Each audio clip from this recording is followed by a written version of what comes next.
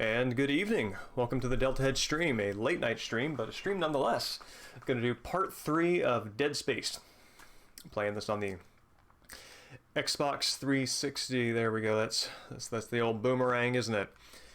So the little slice of the key lime pie there is what I'm going to call that indicator that it's controller number 1. So yeah, thank you for coming out.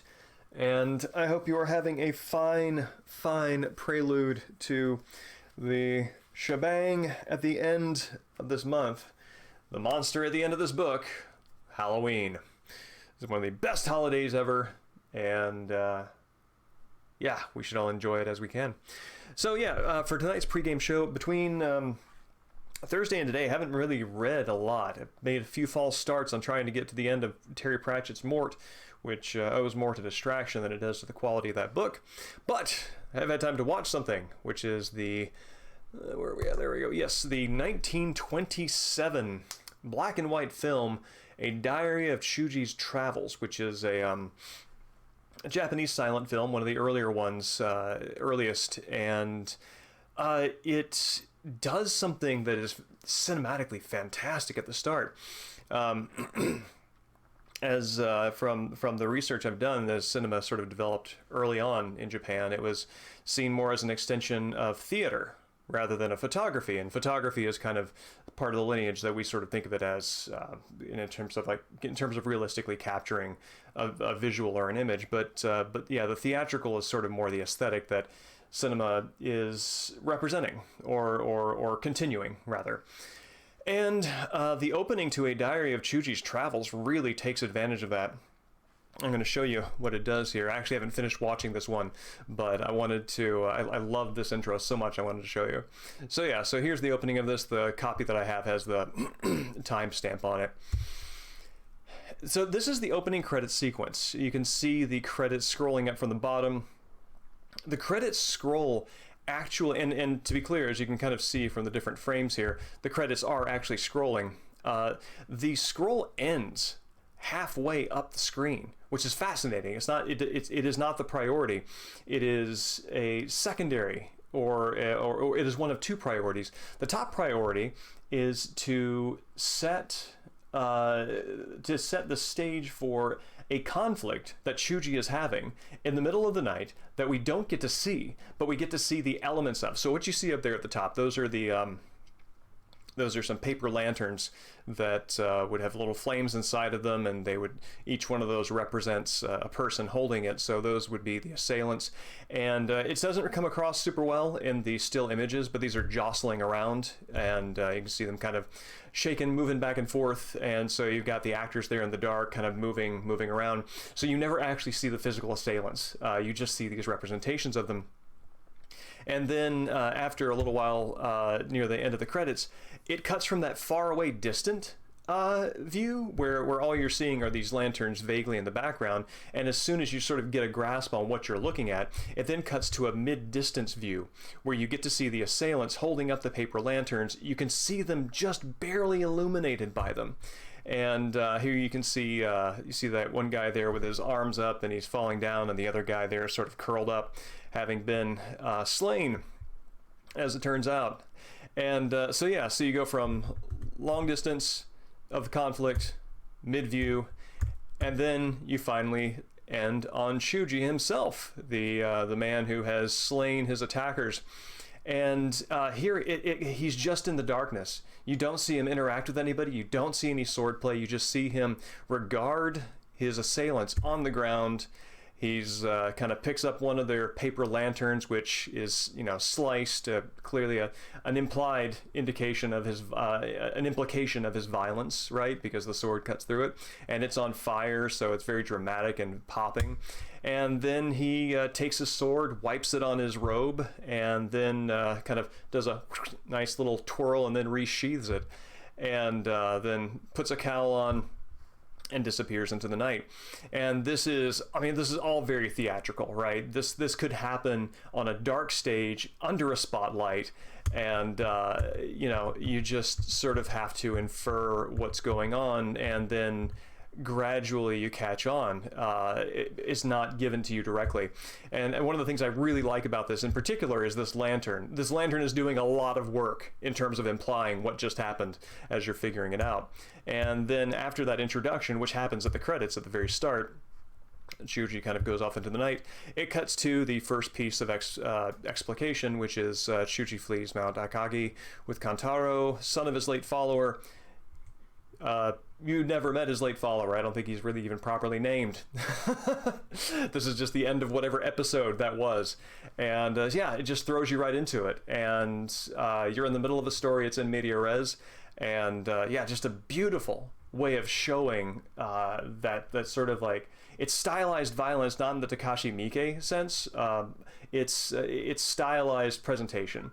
And yeah, it's magnificent. So I think it's fantastic. And yeah, with that, we can go ahead and get started. 1 second, let me pull a chat on the, I'm calling this the flat screen now. And let's pull this back to the game. We can load this up. Oh, wake up.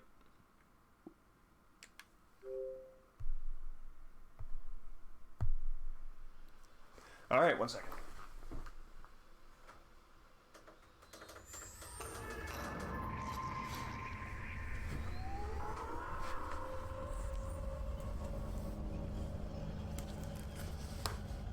Spooky noises? Spooky noises. Good. Let's see. Zip that out of there.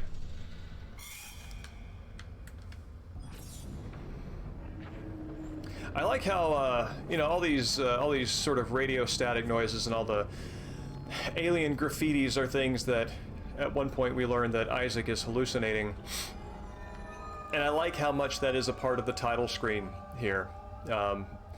The character state, even there, like on that little panel that's flying across right now, the superimposed text is the alien script. You know, it integrates what is going on here on the screen with the protagonist's state and development, and I think that is pretty dang cool.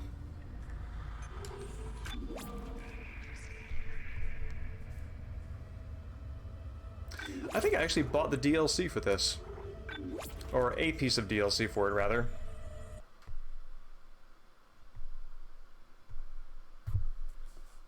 Which was a gun.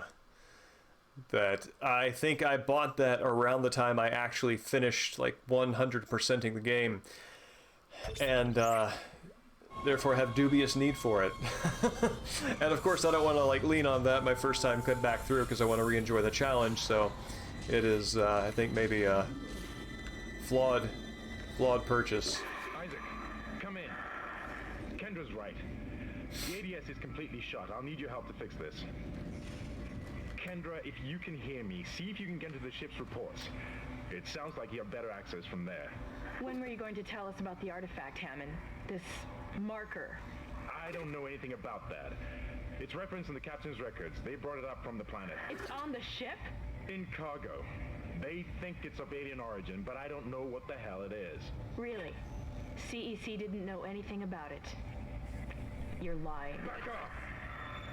I am not the bad guy here. We're all shaky right now. You're gonna have to trust that I don't know anything about it. Everybody's suspicious that somebody else is a space Scientologist.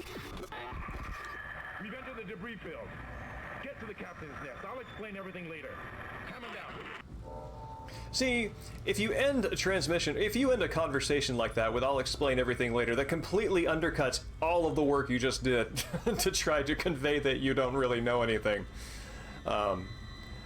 Yeah, something I really like, I just want to call attention to this part of the visual design here.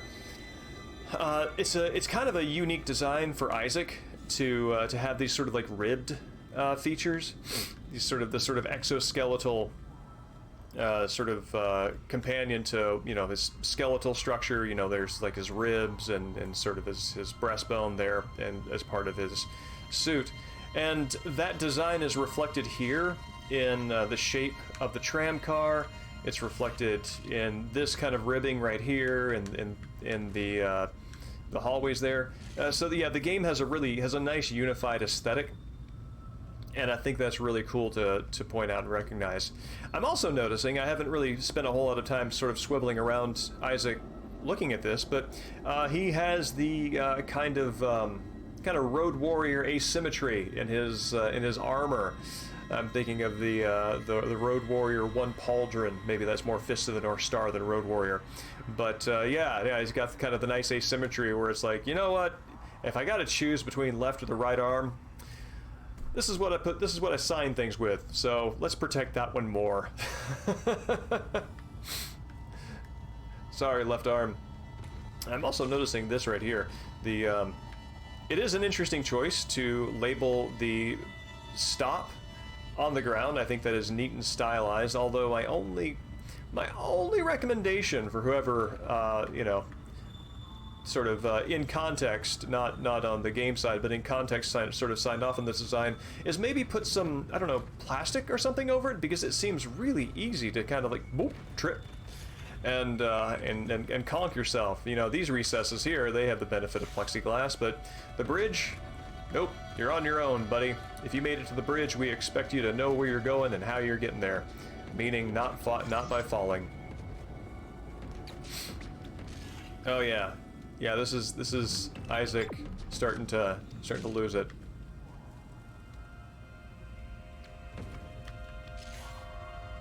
Desjarta, cool.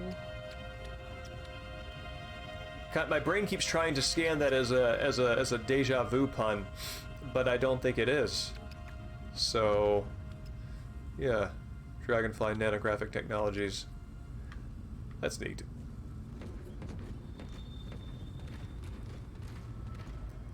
How do we measure success? With a green arrow. And other differently colored arrows.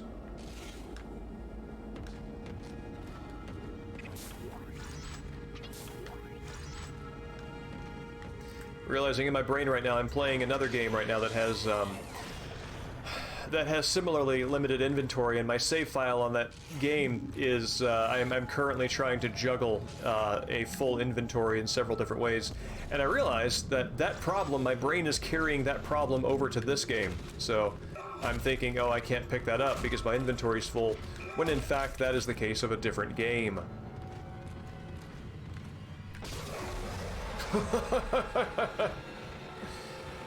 That was good. That was good. That got me.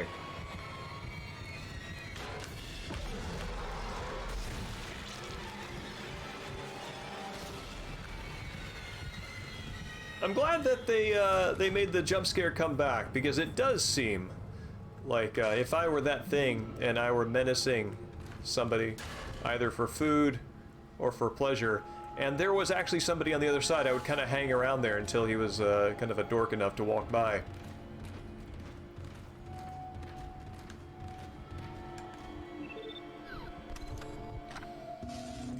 Let's see, do I have an armor upgrade available?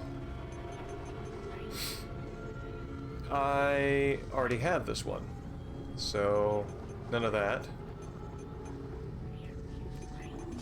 So we get a lot of small med packs, a stasis pack, plasma energy ripper blades. Okay.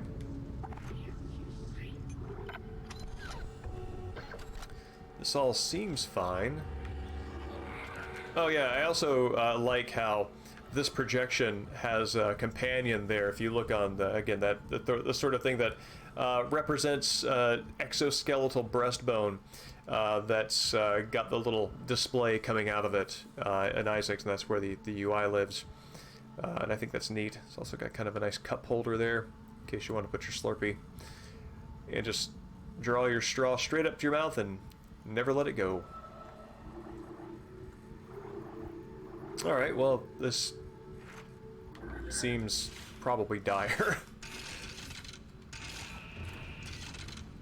But let's see how we do.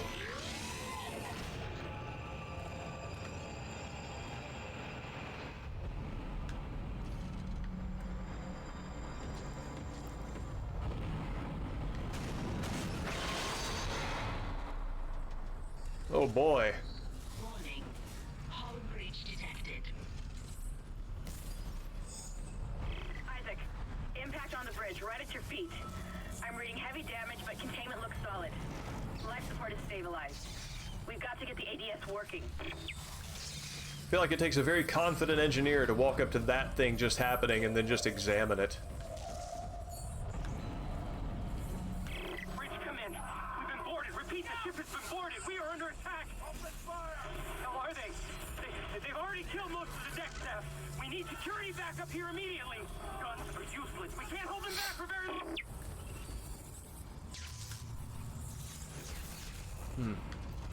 Something that I think aesthetically these sorts of things would benefit from is like, I mean, I like the simple system failure. There's something very plain to it that works and communicates effectively.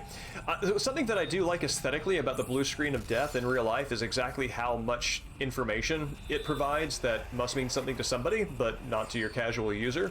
And that is something that I think would be cool to incorporate in one of these little background items.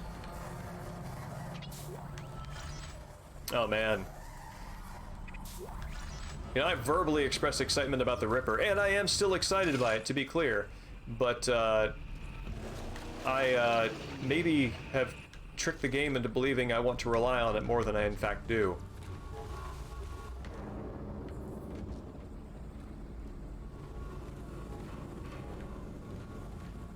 Oh, that's ominous.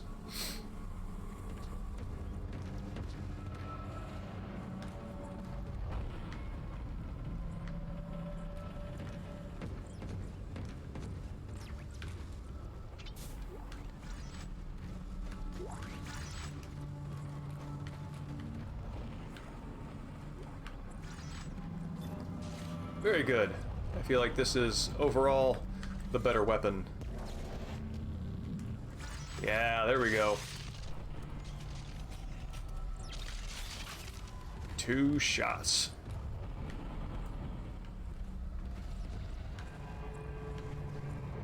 All right, I think that pretty well clears us out. Yeah, see, here we go. More of that ribbing. Even right there on the very exterior of the Ishimura.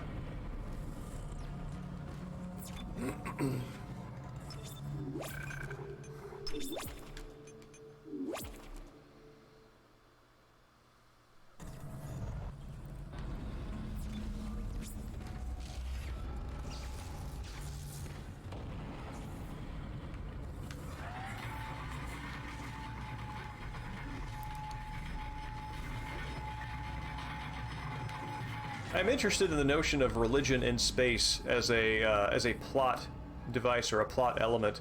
I believe Ursula Le Guin likely has some good work on this that it's not coming to mind.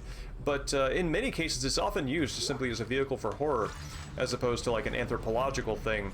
And I do wonder, I would be interested in seeing science fiction where religion is treated anthropologically in the context of leaving Earth, rather than as a sort of supporting point to disaster. Isaac.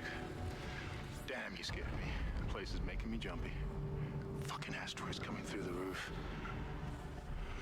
Look, I know Ken... Evening, Dustin. Evening, Iceman Dance. Good to see you both. Anything about him. And I love Le Guin, too. Anything else. This is supposed to be a repair mission. Plain and simple. This mess is the asteroid defense system. I can fix these boards when the main power routing is shot. You're gonna have to reroute them manually through at least 3 junction boxes to activate the primary. Just looking at this guy's rig. Oh, but first, you need to activate the atrium elevators from bridge security. You can use them to get to the junction boxes. By the way, Isaac, be careful. I saw something out there. I don't know what. I only got a glimpse. It was big. Thanks, Hammond. That clarifies it. Oh man, yeah, Metroid Dread is on my to buy list.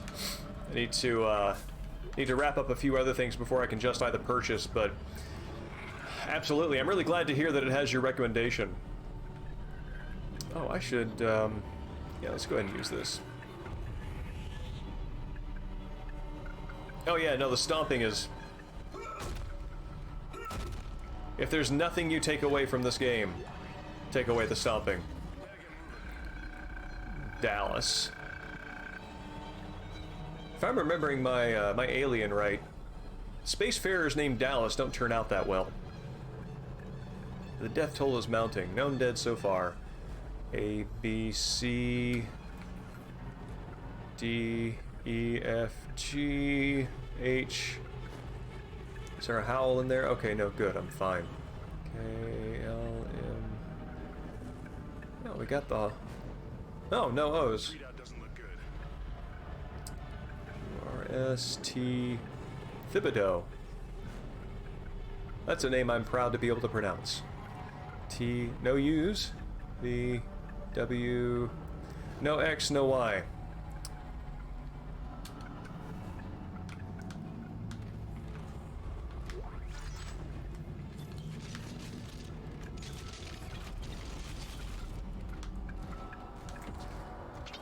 Not that I think there's anything particularly meant by that, but, you know, if something catches your eye, might as well take a good look. Oh, God. Shit. Stand back. Oh, that one was dead when I sealed the pod. These things don't die easily. Oh, that's cool.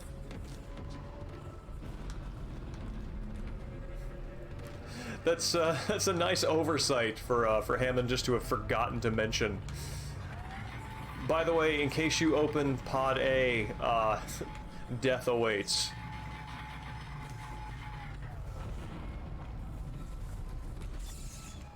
See, I've got so many Ripper Blades. I feel like I should use this first.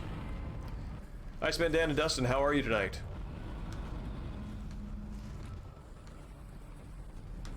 Or this morning, as the case likely is for the both of you.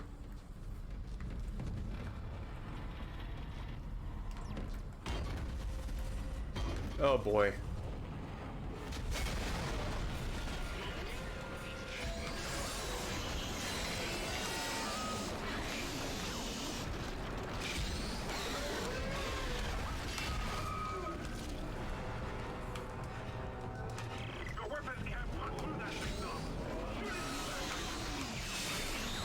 Oh right, it's a shoot in the back enemy.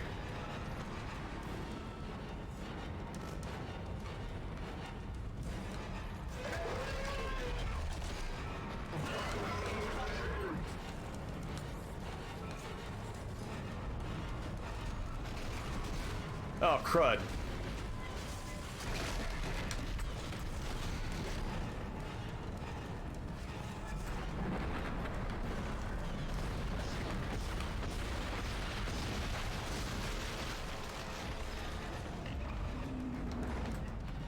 Oh, I almost feel bad shooting in the back.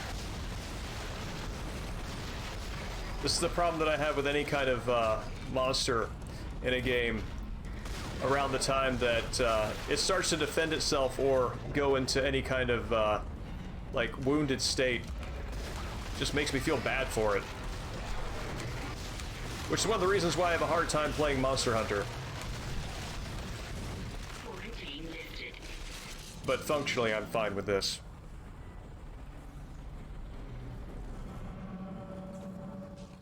Well, I'm glad we got you for as long as we did.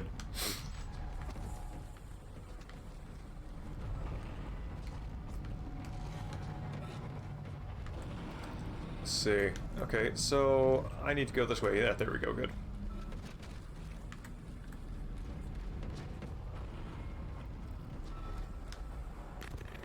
Isaac, make us whole again. It's definitely a legitimate communication being broadcast from somewhere. All right. Let's upgrade a thing.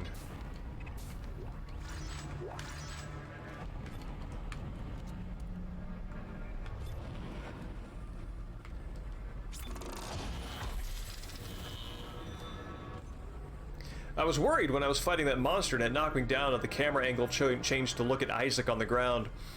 I can see now that that was meant as a disorienting thing.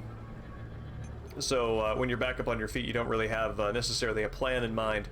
But I thought that was basically prelude to, well, to get niced. I really do want to spread my my investments around. So yeah.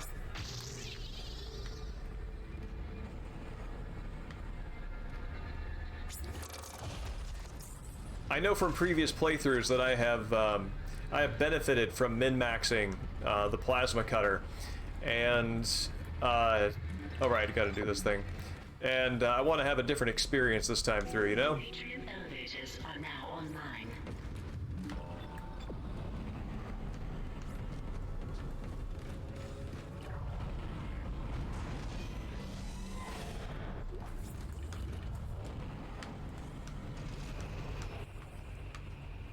Oh, Iceman Dan, because I know that you and I both share an interest in Japanese cinema. If you did not catch the pregame show, you might want to. I think you would enjoy checking it out on the archives, because I got hold of a 1927 black and white film that has got a really neat intro. This is mutiny. You'll all be tried for mutiny. Kind, make them listen to reason. Settle down, then. Hold him.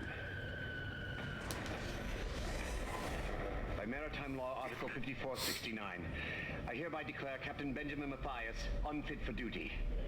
The marker must be delivered to the church. Terrence, please. I'm sorry, Ben, but I can't let you do this. Traitor. Heretic. Hold his head. Murderer! Hold him.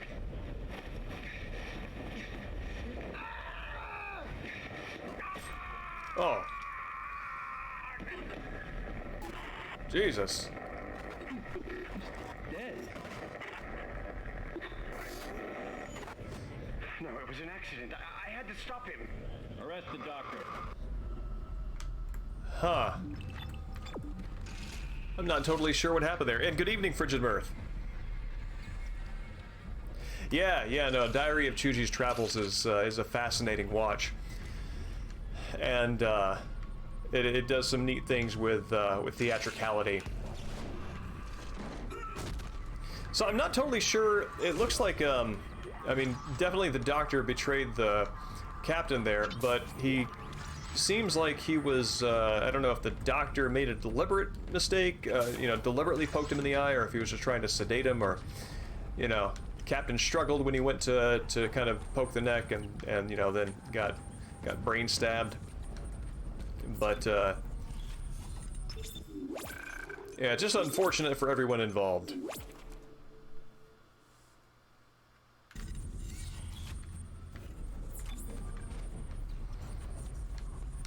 I feel like this this color scheme showed up in the on the monitor that Isaac was hallucinating the alien script over in the lobby of the bridge after I stepped off the tram.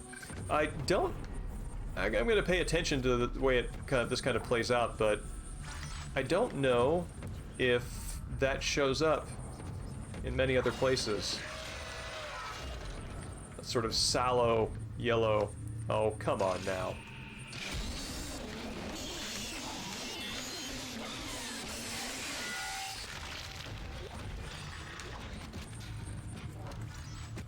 You dork. You can't play dead, you already are. Well, inside anyway. Oh yeah, Ozu is really good. I have not watched nearly enough of his stuff, but yeah, my understanding is he did a lot of sort of contemporary dramas, so less on the sort of Shidaigeki front and more on the family home drama sort of themes. And I would love to catch those. I have a backlog of movies that I have not yet watched, and I want to get through those before I It looks like some of the gravity plating is malfunctioning. spread out further.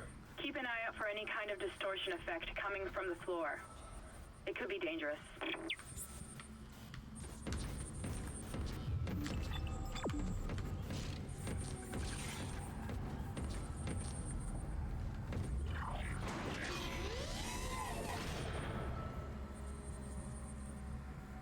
Which Ozu have you watched most recently?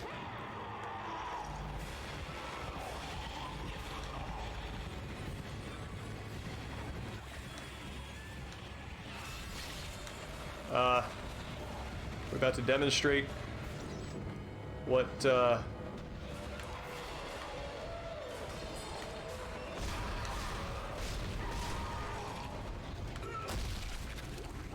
okay, cool. I thought that guy was going to die as a way of demonstrating what happens if you step on these plates, but no.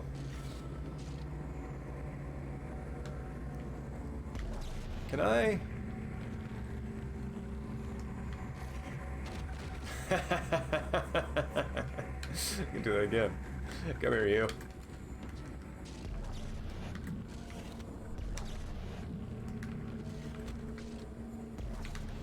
No? Oh, come on, have some bodily integrity. There we go.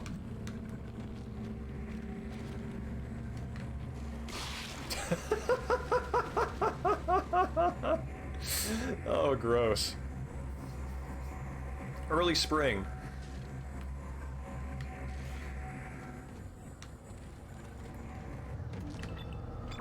Can I go around it?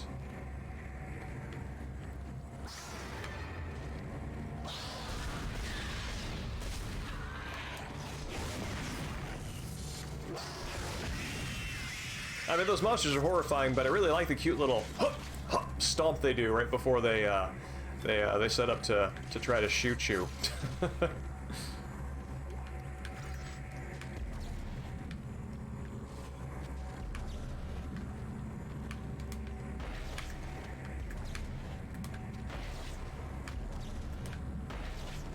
There we go.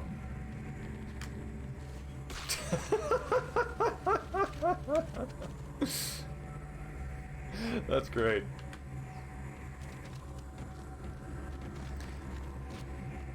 I mean, you know, things falling down can be hilarious, but things falling up that's a new take on a classic.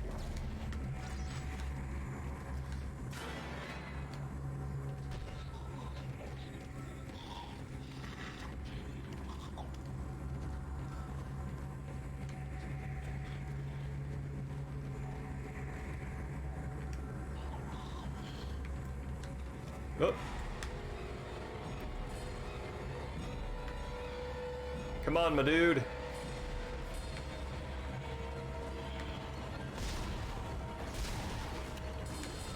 Anybody over there? Nope.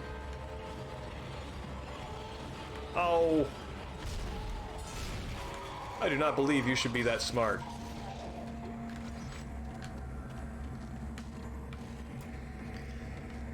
On my list of things that I have half watched, and I've got two Kurosawa movies that I need to finish because I've watched most of them but got distracted for one reason or another away from them. One is Ikiru, which is his, I think his version of The Death of Ivan Illich, Tolstoy's novella. Ah, Jesus H. Gave me a start.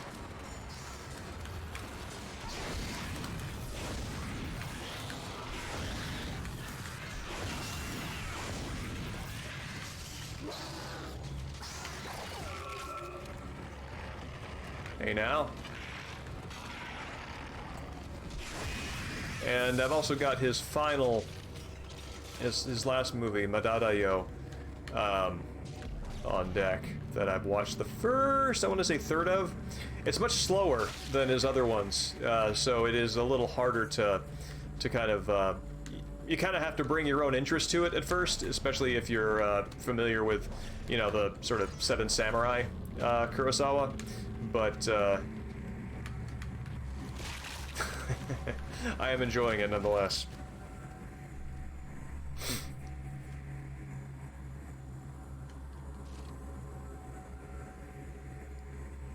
Seance. Is that using seance like figuratively, or is it like a literal seance in the sense of it's a horror movie? Because if it is a horror movie, then that sounds like that's some good Halloween material right there.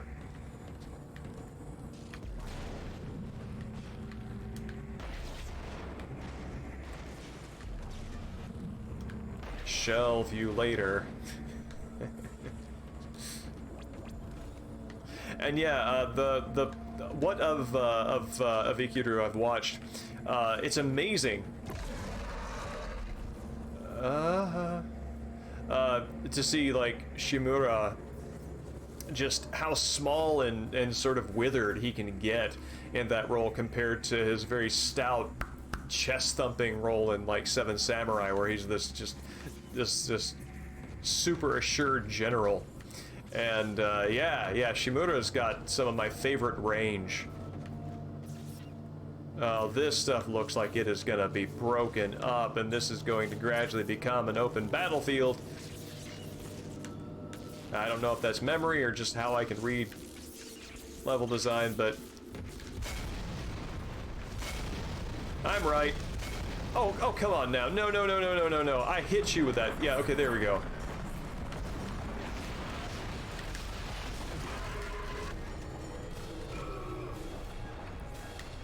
Out of the way, Buster.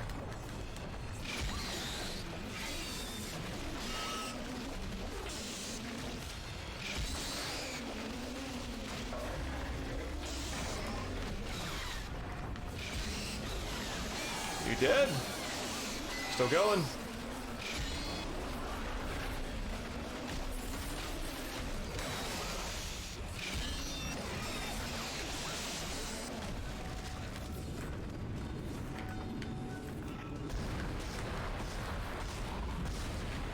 Yeah, there we go.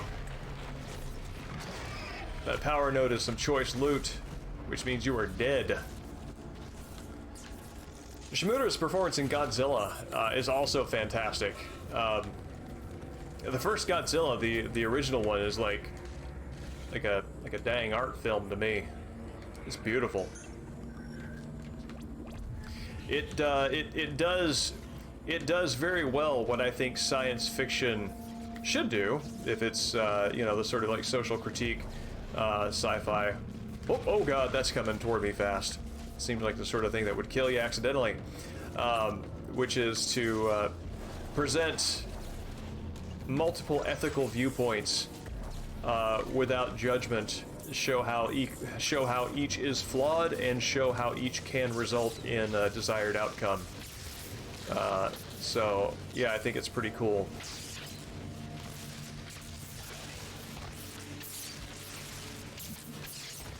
It is like one of those crazy balloon mans that they have outside of a used auto store. Who would have thought that they would have made the ship's innards out of that? So I want these things to... Where am I going here? I'm going over there.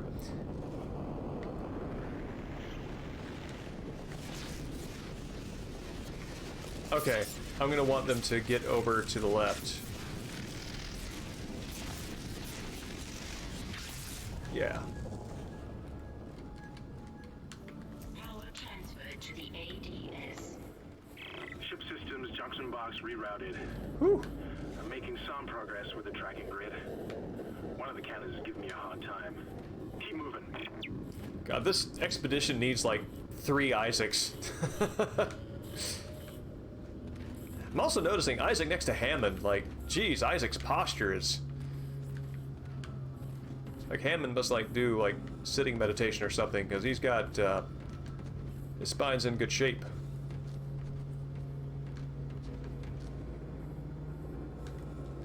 Well, that sounds like a fantastic horror story. I will look into that, thank you. I've got to admit, as far as scary things go in the seance sort of category of things, I don't know if there's an actual seance category. Anyway, seances and Ouija boards are frankly terrifying to me. I remember playing with one as a kid, and my cousins and I really freaked ourselves out, and it has forever been a source of fear.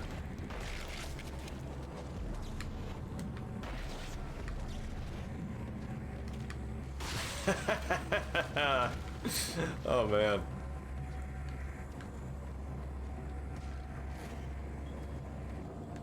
Anybody else gonna pop out of this thing? I guess not.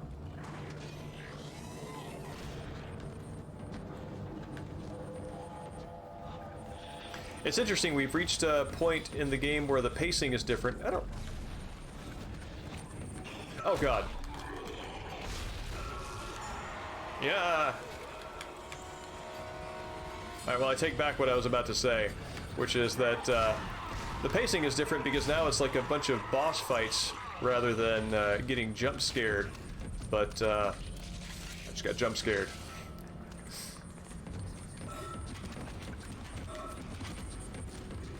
Also, I could absolutely be doing better on health.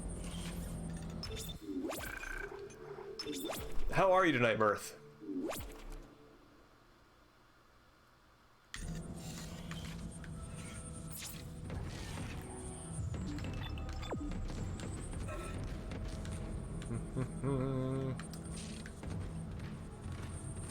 See, I would love it if there were some sort of repository, like some sort of art repository of all of these kinds of just busy schematics out of every game that has them, and just has them ripped, has them as a downloadable image at whatever resolution they natively are on the disc, and just, yeah, archived by game. I would browse through that with rapt fascination. See, this is the blue screen of deathness that I'm talking about. This is good. This is good. I've heard of Pulse. I think I might have read about Pulse in Donald Ritchie's book, but I don't remember what the context was, or it was recommended for sure, but I don't remember for what reason. Also, that's fantastic. I'm glad to hear it. Oh man, look at that. It's like somebody's old library card. I had a fantastic discovery today. While I was looking for an old university ID, I came across my Blockbuster card that I got in 2002. And I was like, wow, that is a relic right there.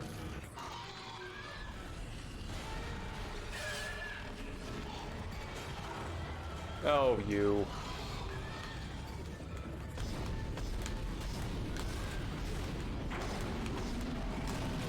Oh, oh no. This is bad. Oh crap, this is really bad.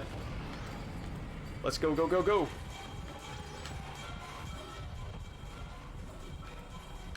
I hope I can outrun this. Oh, I don't know if I can outrun it. Oh, Jesus H. I outran it. Oh God. I'm gonna die. And not in the, surrounded by loved ones at bedside way.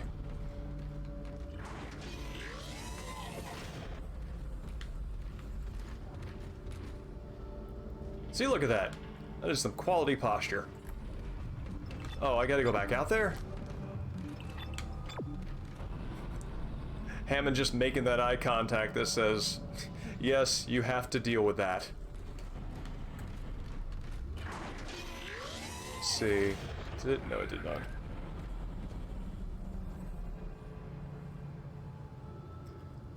Ugetsu. I will look for that. I was recently...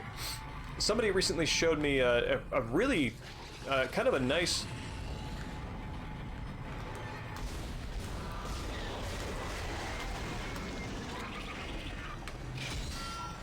Oh crap.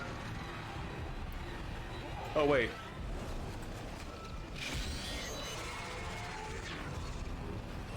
Huh. You don't seem to be attacking me. Maybe because I'm on this thing? Huh. Well, that was something. There's a, in the New York Times, I think there was a really, there's a neat write-up of Qui-Gon. Yeah, the, Qui-Gon, I think, also fits that. Oh God, how many of these things are there?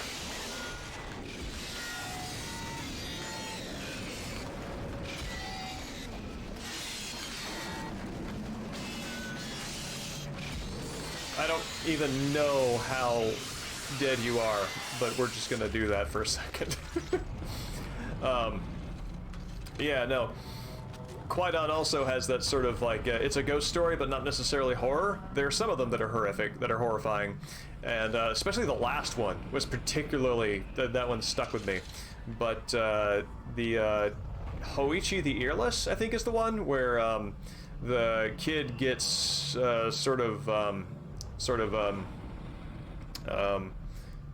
mesmerized by these like ghosts from a battle that died, and he has to be completely painted with sutras in order to be invisible to them.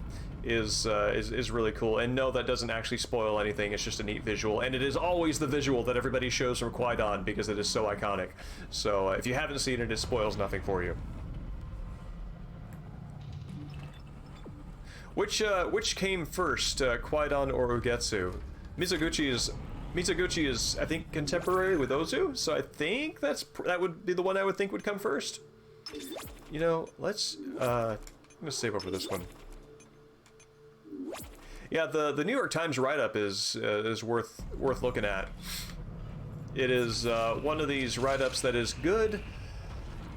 It is good to evangelize it if somebody hasn't experienced it, and it is also a pleasure to read for its perspective if you have seen it, and those are always nice to encounter. Now I see you. Oh.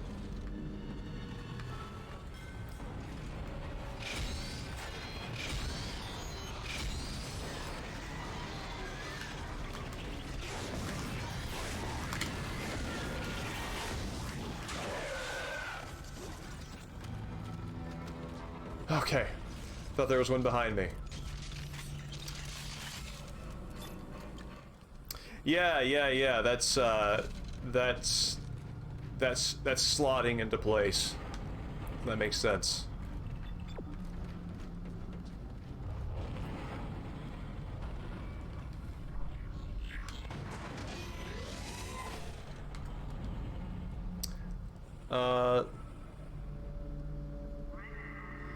Max Lord? No, Max Load, okay.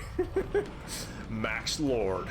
Sounds like a protagonist of like a $2 spy thriller.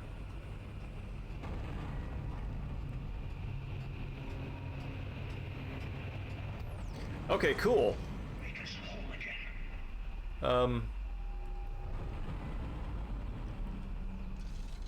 Well, that eye contact was meaningful. Force gun, I think that's my shotgun. This is Temple. The bridge is fucked. I don't know what went on in there, but I'm not sticking around in case whatever did it comes back. I'm heading for hydroponics to find Elizabeth.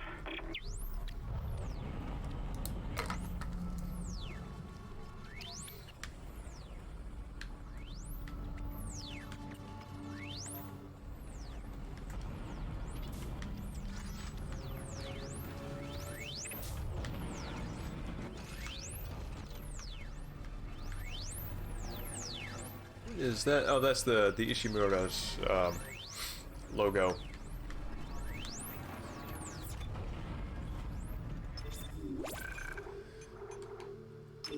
This is where we're saving now, because this is the save up there has a lot more health on it. I want to make sure that I haven't painted myself into a corner.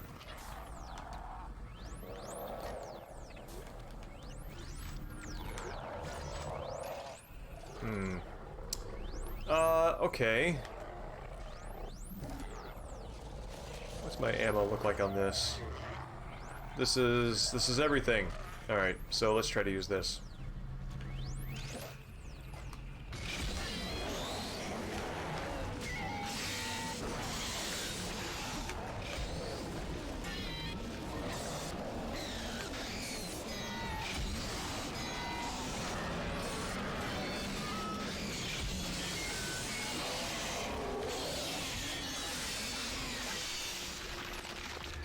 Jesus. Yeah, the Ripper leaves nothing to doubt.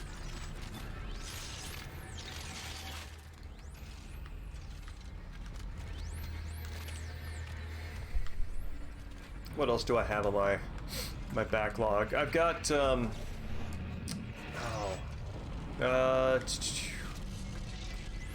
I can't remember the name of it.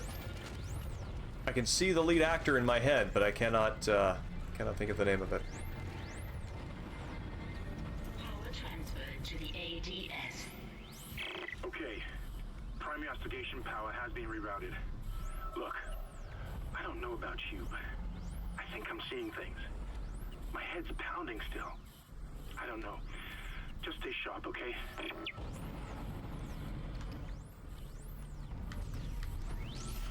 Alright, so that takes me back. I expect I will be back here.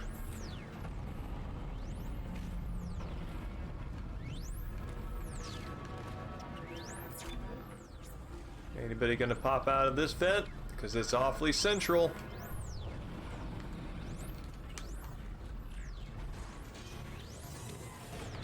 Cool.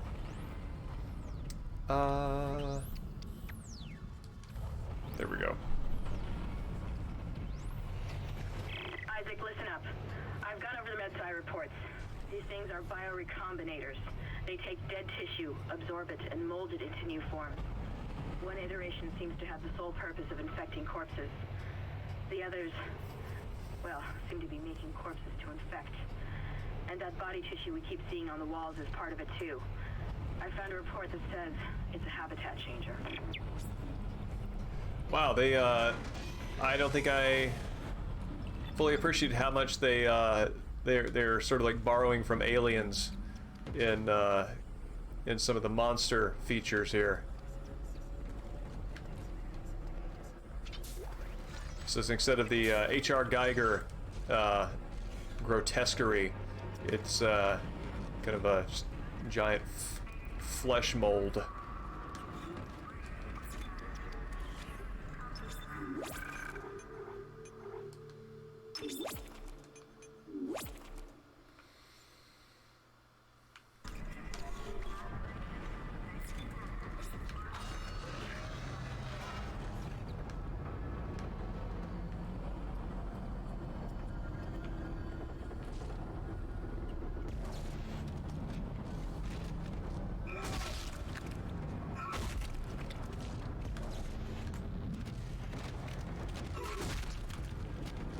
There we go. Jesus. Entering vacuum.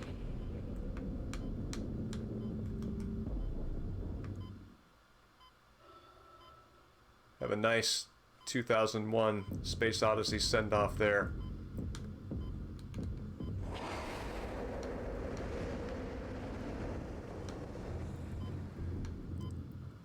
Which, incidentally, I forget his name.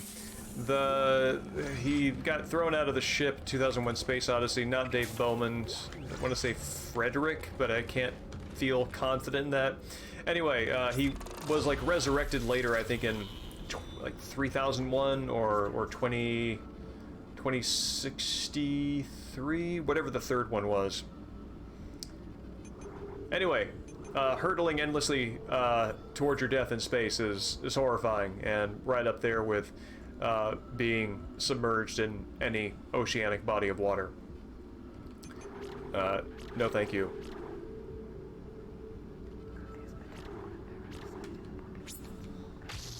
There we go.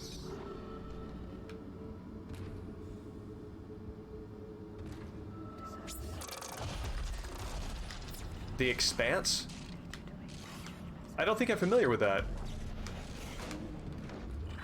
Entering vacuum. Is that a broken gravity panel? Looks like it.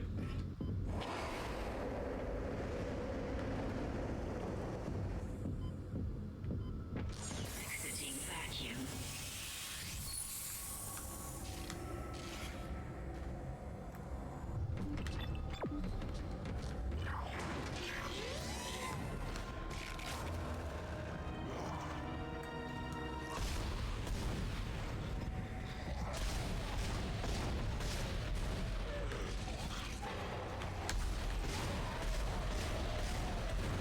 If I can take off your legs, then I have a better chance of killing you with a Ripper.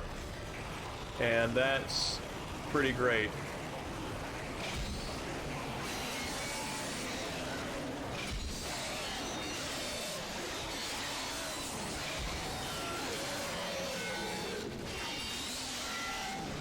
Yeah, that's strategizing right there.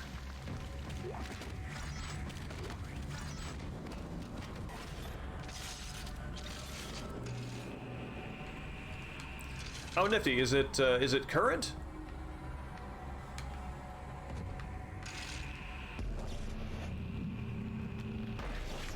Oh, gross.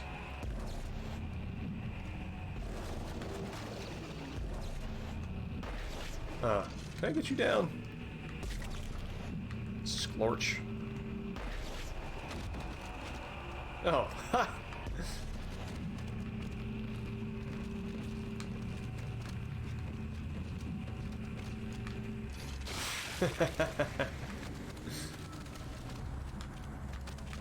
That's like never gonna be tiring.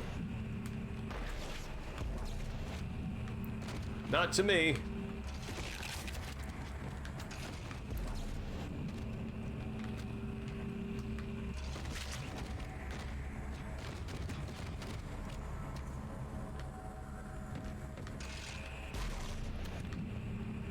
See if I can shoot off this other limb. Ah, I missed. And at very close range, too.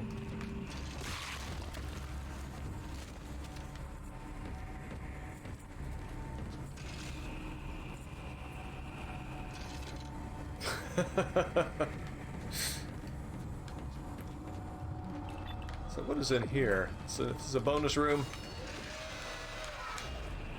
This looks like a bonus room. With a very ominous looking vent.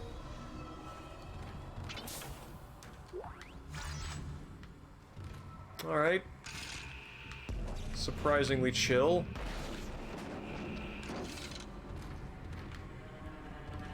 Alright. It's the $800 room.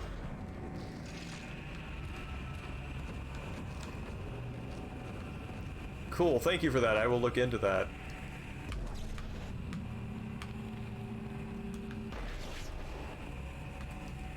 These things are just like permanently stuck there. I can...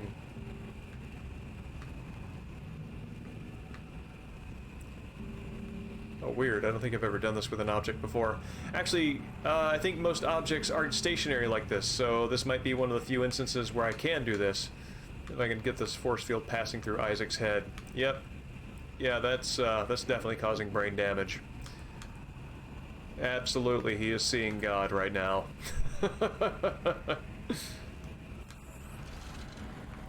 Though I'm curious, if it fires the object in the direction that Isaac is pointing, if this means that it is firing it in this direction.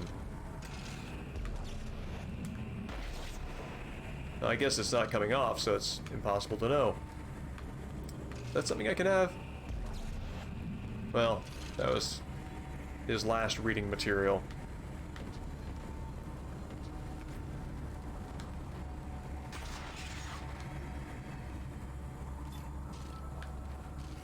Just gonna give this a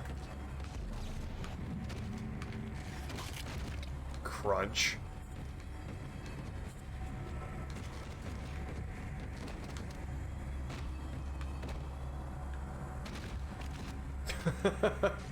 Was that thing just bouncing up and down?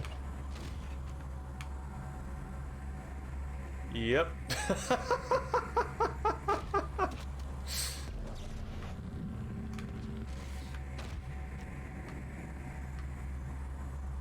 There we go. Oh, weird. Is it... It's getting a little lower each time.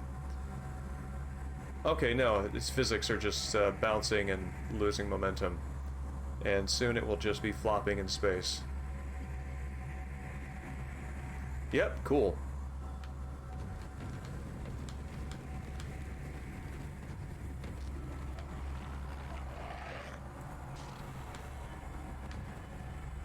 Hello, yes?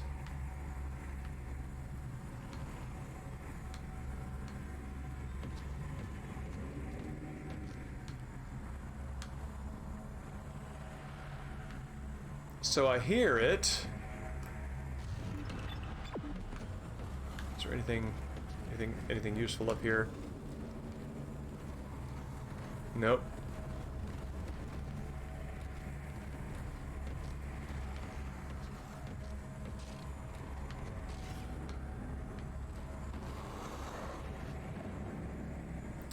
Oh, I see it.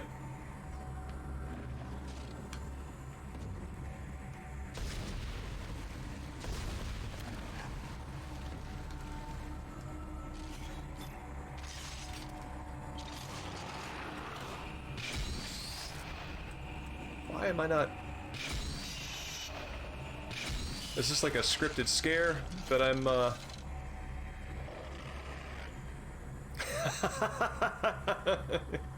I agree. I agree. That should be an Easter egg. In the specific event that you do this one weird physics thing in this specific area, have the Blue Danube play.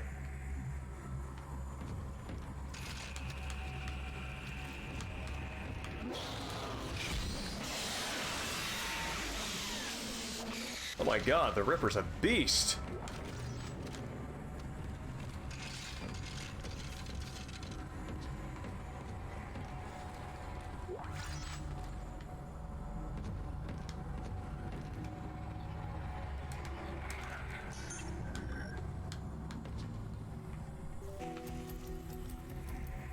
Asteroid defense system now online. All right, we've got enough power, but the ADS cannon's auto targeting is down.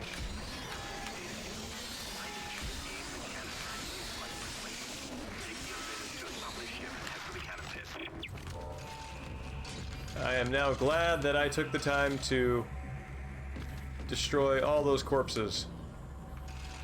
If there are any more of those coming.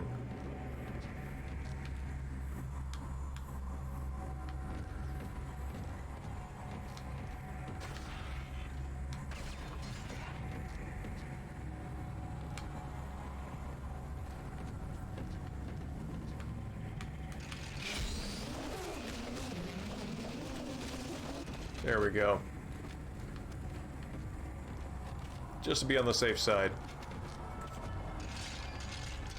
What is the third one? Is it 20? It's 2060 something. It's gonna eat at me. I'm gonna have to check my library after this.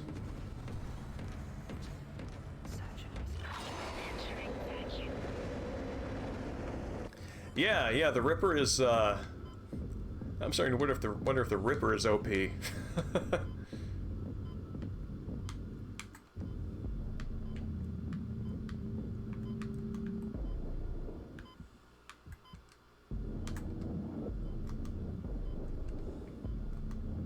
Oh, huh.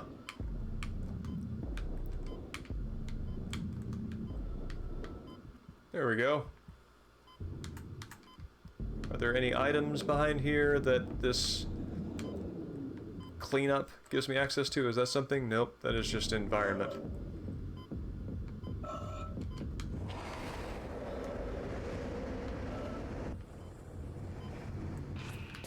Whew. The air sound effect scared me.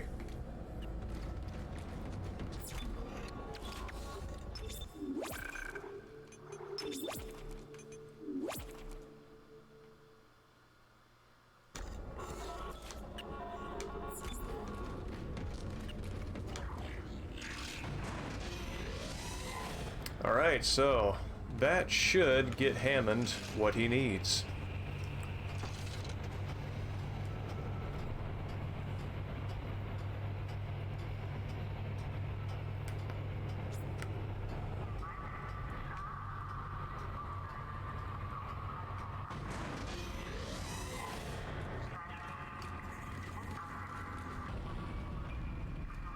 The save points really are clustered close together in this. I think probably that last save point was positioned there for the benefit of somebody who is entering that area, and as opposed to somebody leaving it, because I'm leaving it and I've got one right here, and I think it's the same on the third floor as well. Which is very different from the save point distribution in chapters 2 and 3. I think 3 specifically had many fewer of them. Many fewer.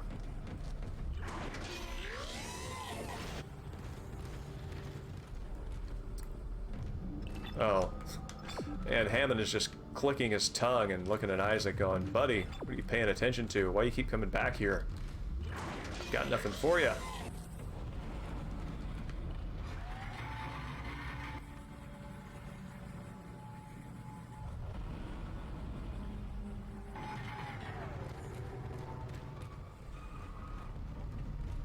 Okay, so...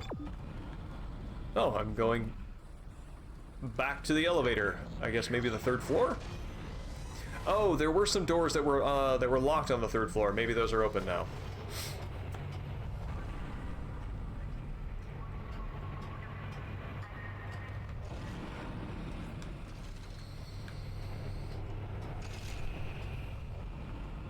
Feel like if I can get this centered right on that thing. Ah, man. Then I will have achieved a personal victory.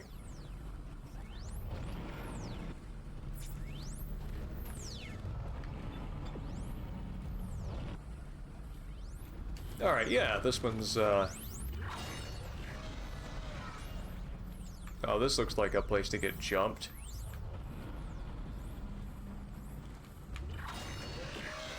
Which I guess is technically true. I mean, it's true of any hallway in this game, to be honest. But some places just look especially menacing.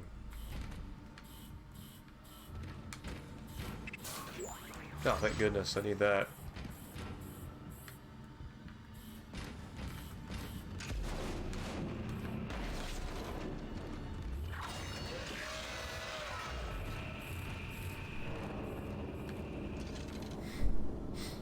Can only imagine, because what's funny about this is this area looks menacing under this circumstance, under this light, in this mist and the smoke. This was absolutely built for good times. This was built for times of peace and functioning, and they still made it like this.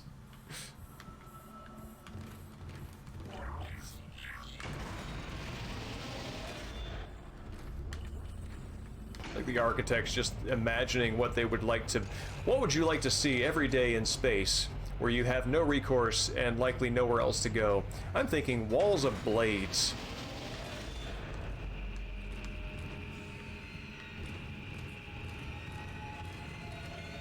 Isaac, you're going to have to cross the ship exterior to reach the ADS cannon. Problem is, we're still getting bombarded by asteroids. Look for cover, or you'll get torn to pieces. Still having a hard time placing Hammond's accent.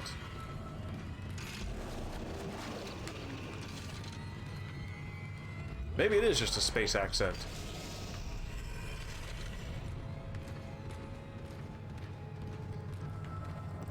Warning, entering what we like to call the whoopsie-daisy zone. Entering zero gravity. Okay. Warning. Multiple impacts detected across the starboard hull.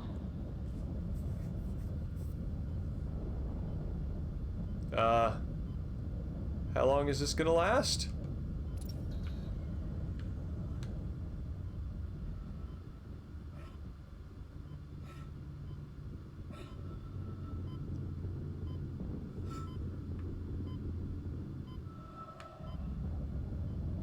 Okay.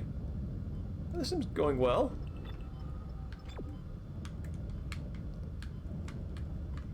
Let's zip there.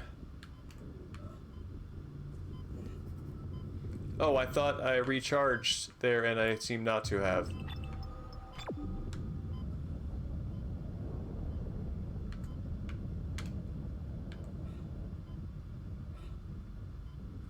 No, I don't think I'm gonna make it over there. I totally could have made it over there.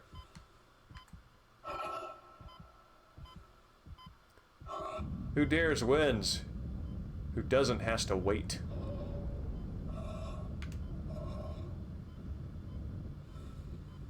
Got my eye on that.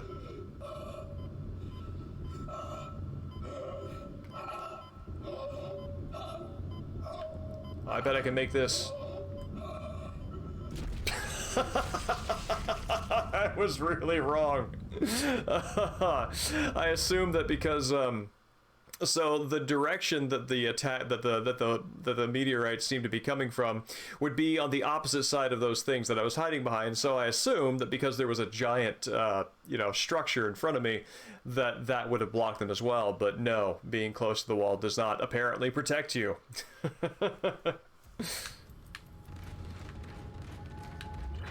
Entering vacuum.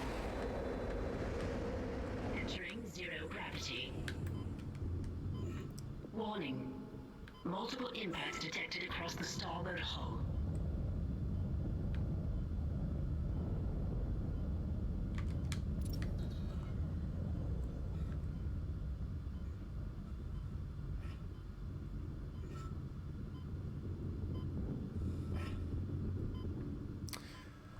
I wonder if the smart money is on using your flying abilities rather than running. Like this.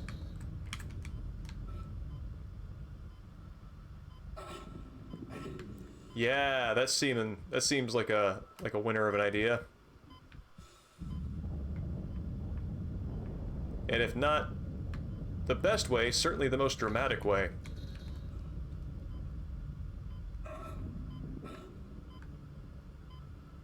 As I see an oxygen tank on that one over there, which as soon as the next go around comes through, I can zip over there.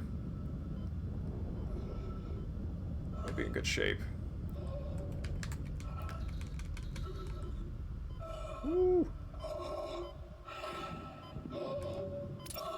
Sweet. Although I'm thinking maybe I should have waited on that one, but it's fine.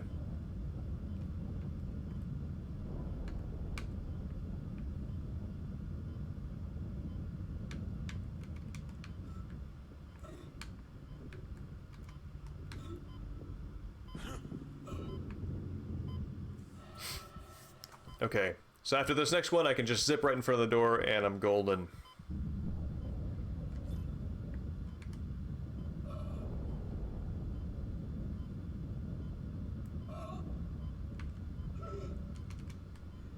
There we go.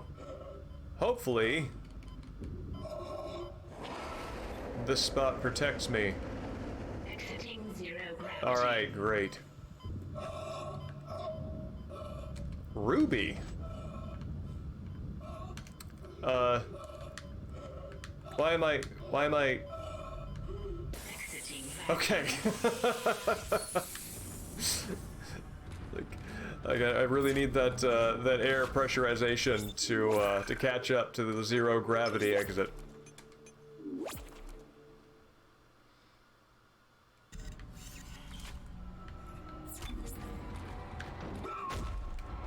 Scorch.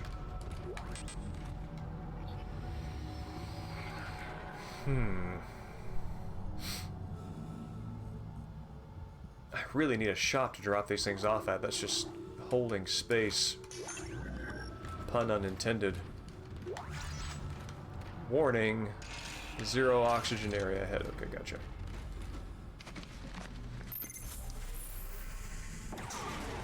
Oh! That's it, Isaac. You're in the pit.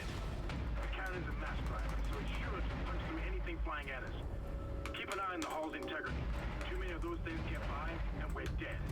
I think I've almost got the system repaired. Just buy me a little more time. Oh, I love watching the rounds slot down. That's cool. Oh, good chunk.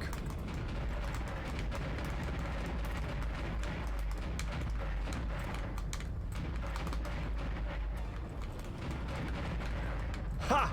It actually is asteroids. They break up into chunks and smaller chunks, and you have to destroy those. Wow, I'm also not doing well. Let's see, can I... No, no, no!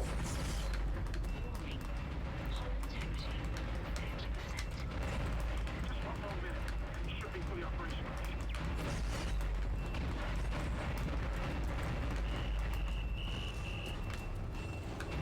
Did I overheat?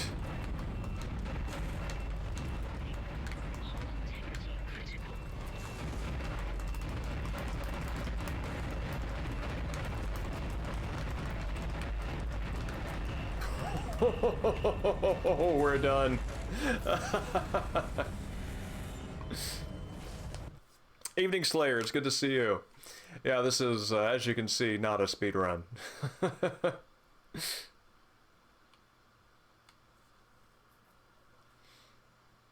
Unless that is the desired ending, in which case I probably could have just let all the asteroids, you know, hit me in the face, and that would have been a faster way of achieving that end. All right, let's do it again. Yes, that is how I feel about it. Oh, what? Oh, okay. I can just hold the button down. I didn't know that. Oh, maybe that's a negative consequence of doing that.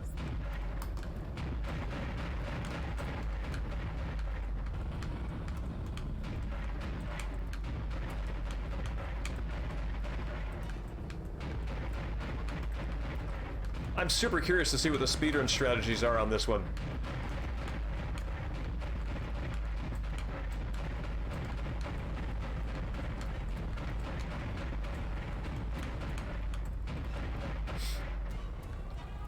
Slayer, I'm curious. The speedrun that you were watching, is it the sort of thing? Are there hiccups in the design that it can take advantage of and exploit, or is it just a matter of is it a tight enough piece of software that they can you just have to play it really well more than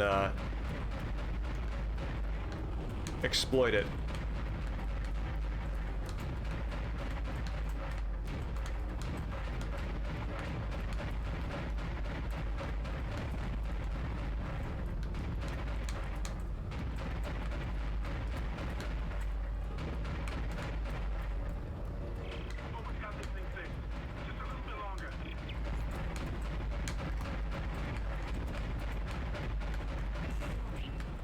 Oh boy.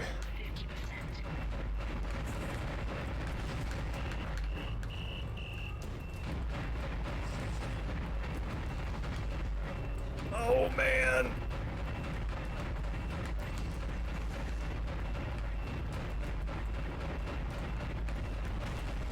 Automated tracking system enabled. Wow. Nice shooting, Isaac. Auto targeting is now online and clearing a path to safe orbit. As soon as we're clear, I'll engage the autopilot again. Head to the tram station, and I'll meet you there when I'm done. Oh, interesting. I did not know that.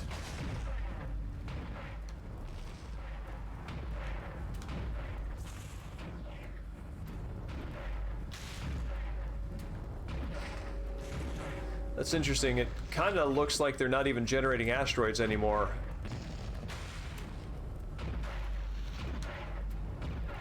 They're just shooting and making an explosion happen at the end of... Oh, no, there are some asteroids. They're just... this auto-aim is just very efficient.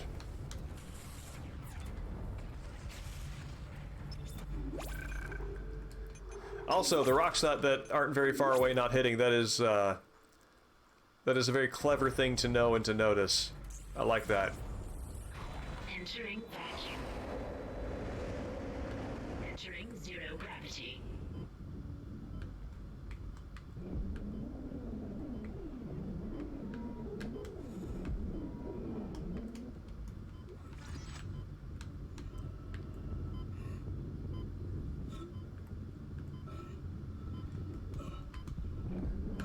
I will, in fact, take your wallet, thank you. Whoa!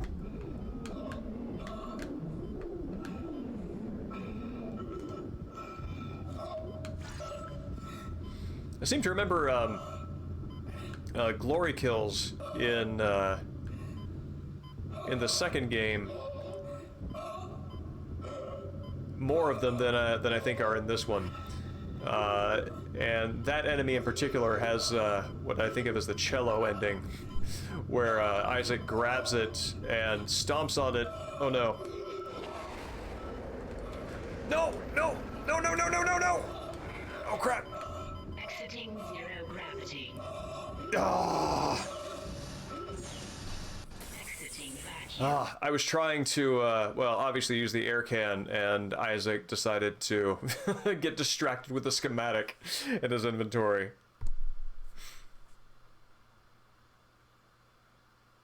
"24 minutes, holy cow."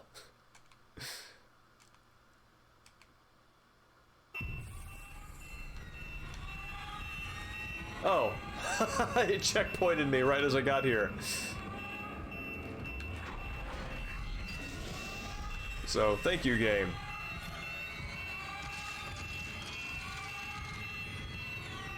See, like I said, all of this is what this place is supposed to look like.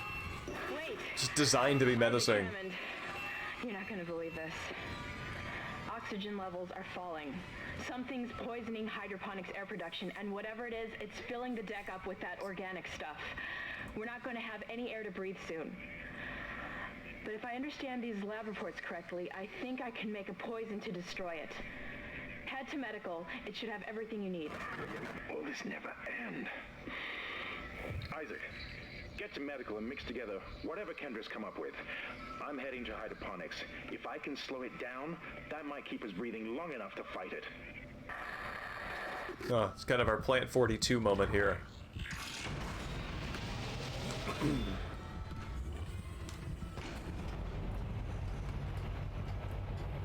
Oh, huh. In the elevator, the checkpoint thing is disabled. It's interesting. Oh, this is hard difficulty. I haven't played this since 2008, I think. And so I actually started a game offline outside of the stream on normal, and I got to like chapter 3 and I had not even gotten hit, so I thought that I would bump it up to hard for a little more challenge, which I'm getting, and it feels like the right amount of challenge for a stream to have it be interesting, but also not prohibitively hard, you know? Because it is fun to watch somebody triumph over, yeah, I hate these things. To watch somebody triumph over a challenge, but less so. Ah, God.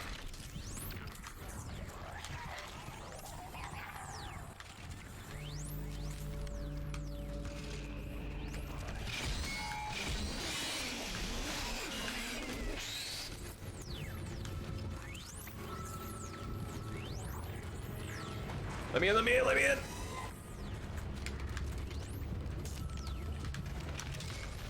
Ugh. I've seen the custom death that happens with those things. It's horrifying. I hate it. But yeah, so, quick answer, this is hard. Alright. That soothes me.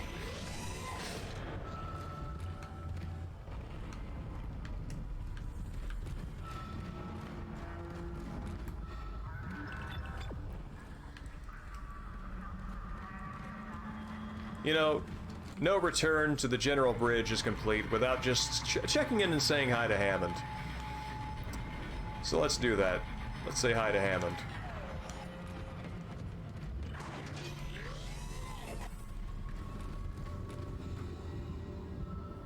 All right.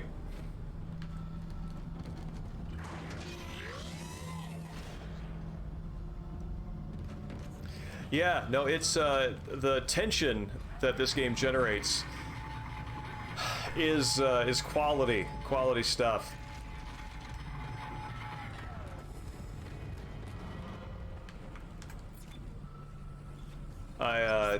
In fact, you can tell how tense it is depending upon how tempted I am to save my game at every possible save point, and to you know, reach out, touch the lucky rock, which might be maybe not the most accessible reference.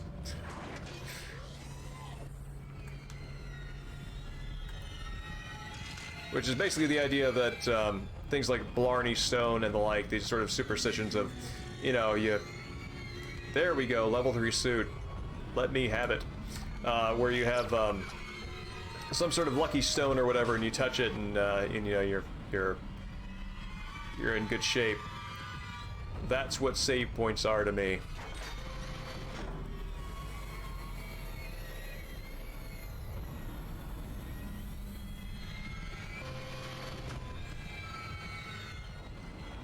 More ribbing. Weirdly less protection on the left arm. I guess that really is viewed as that's just the armor tax. Well, you're gonna be in better shape, but we can't guarantee your left arm. Good. This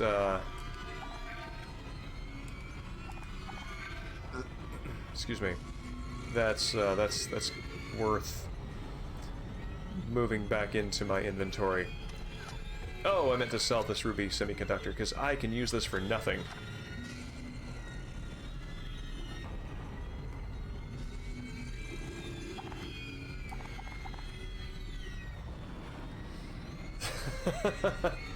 You know, I've had the same thought, that it is awfully bold of him to step into a chamber that will effectively immobilize him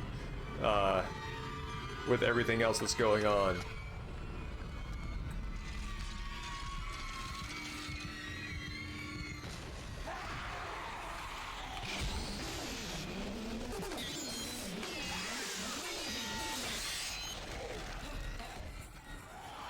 Ah, glad I turned around.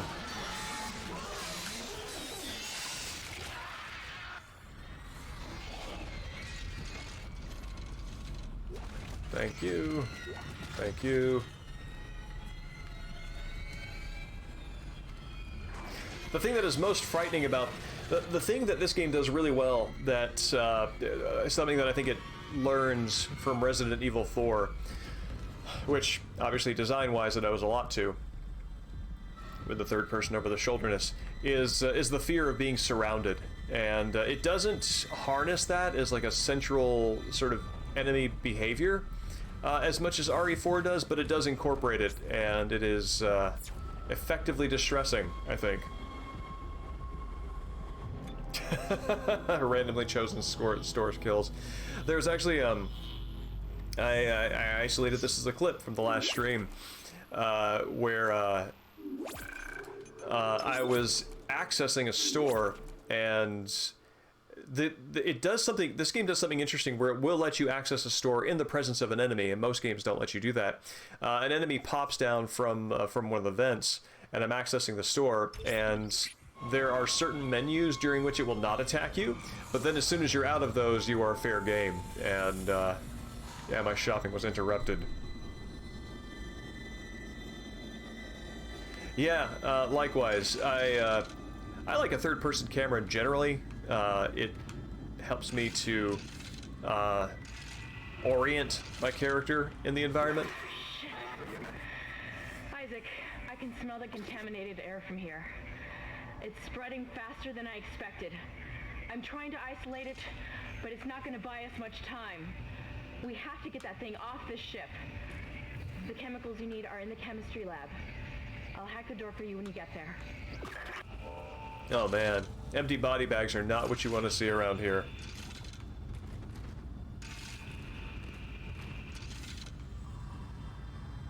I don't think... Nothing notable has happened, so I don't think I need to use the store again.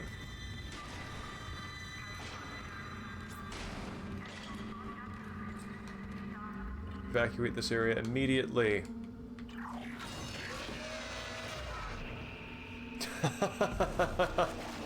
Very well placed. You can't stand in the way of God's plan, the natural order. Are you blind, left to rest? Wait, I've been here before. Looks like someone has reprogrammed the door locks on this deck. And recently, too. I guess we're not alone here after all. Someone doesn't want you in this part of the ship. Yeah, that's right, I've been through here. Also, again, just, this is... I'm really interested to know what the thought was behind placing, like, two stores so close together, because there's one just around the corner. The save points, that makes sense to me, because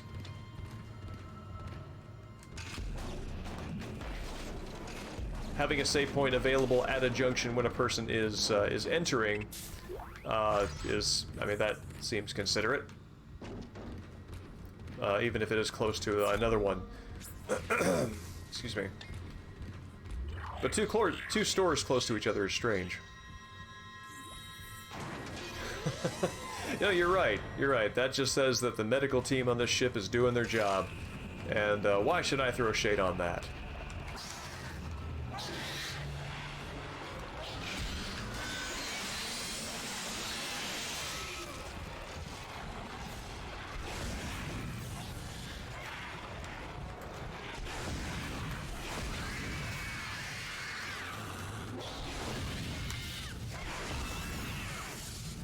Whew.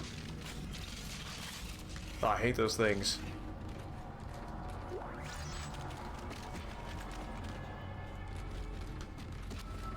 Did I get my loot from one of them? No, it looks like one of them just didn't drop anything.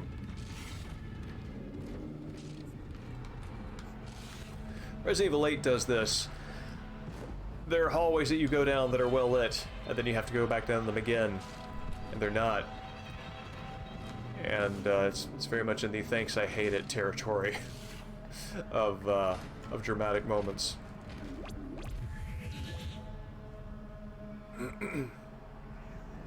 No. No, both stores are accessible, one right after the other. It's interesting. It's happened in a few other areas, too. Oh, gross. Oh, wait, this was, like, one of the very first areas I was in. Yeah. I think? No, it just resembles one of the very first areas I was in. No, that's a power core thing. So, yeah, I've been here before.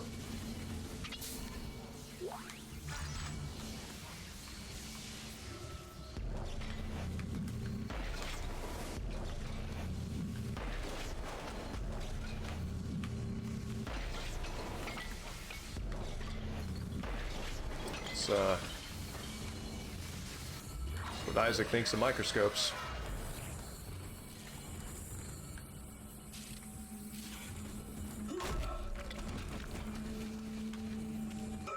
You're an investment in a hard enemy, so let's just get rid of you.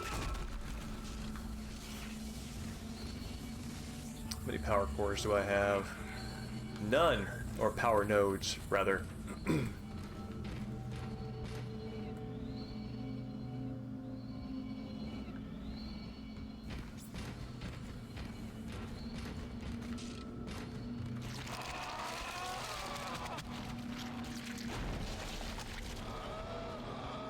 Ew, gross.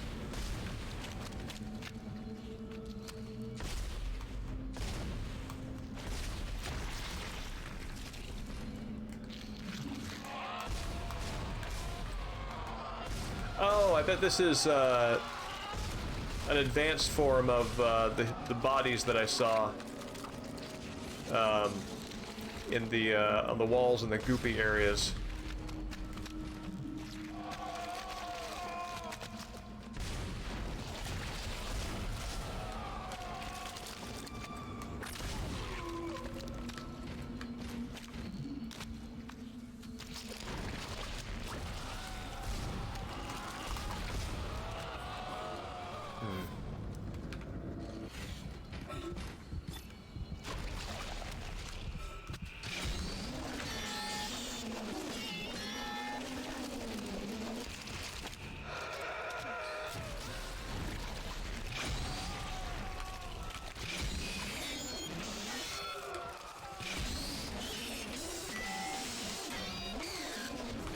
How is that not cutting it?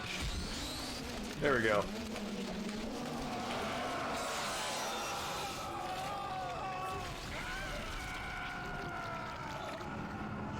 Gross. Oh wow, that I don't know what killed me, but clearly something was left.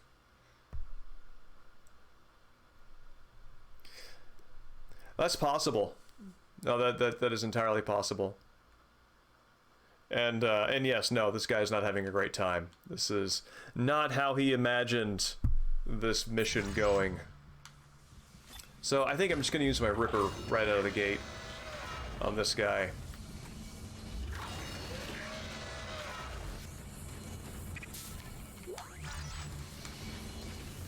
See if we can save some time. Or, hey, here we go.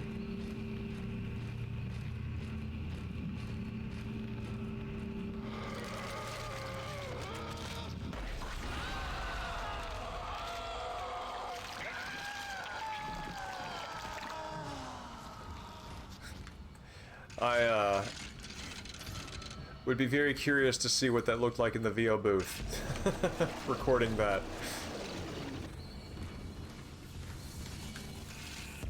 All right, medium med pack.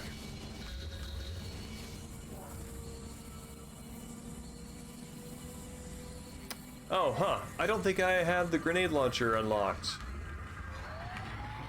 I know I've got the force gun, which I don't have in my inventory. That's the game's equivalent of a shotgun.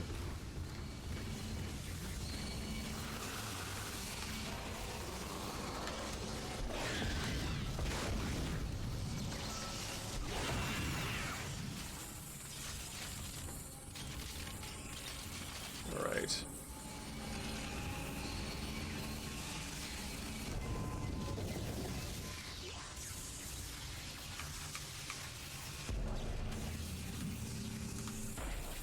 Let's... wonder what happens if I throw you into this.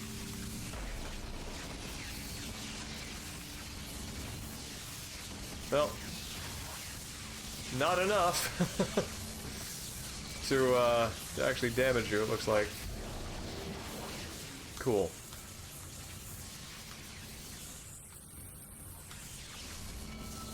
Did I hear something?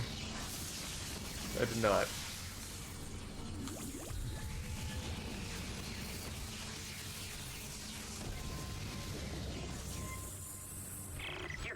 Chemistry station. Once you get the chemicals, you're also going to need a DNA sample of the alien tissue. I'll search the records for one.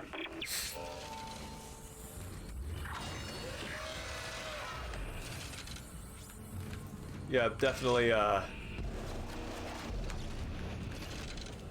definitely a candid scream there, a candid moment from actual household disasters.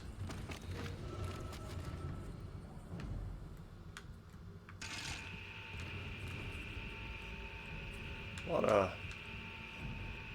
lot of pro-marker sentiments in this ship.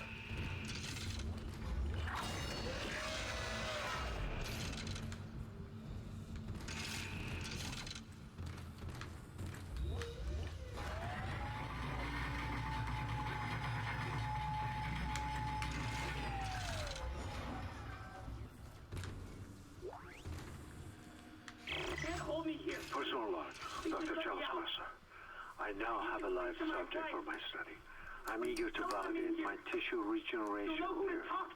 Initial restraint was problematic, but now the patient's resting comfortably. He trusts me, Dr. Kite. He puts his life in my hands. He knows his part in all of this.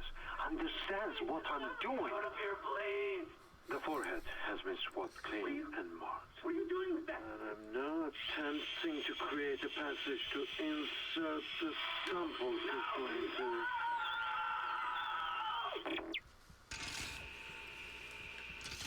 I sometimes wonder if it's like weirdly traumatizing for VOs who get maybe more than your average number of suffering and dying supporting character roles.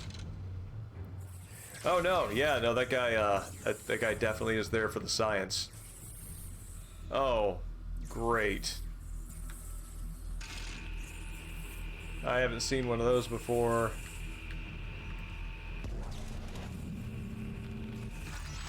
How much space is that taking up? Okay, that's good. I've got... I am very sure this thing is going to attack me as soon as I touch that computer.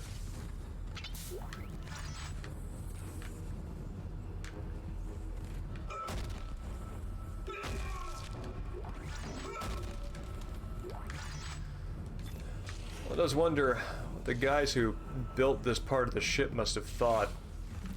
Because I can't think of many other uses for this particular structure other than, you know, a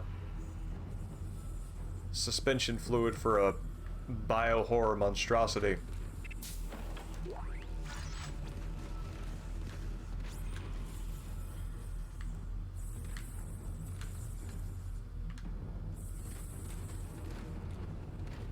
I mean, I guess the good doctor just likes vats of things.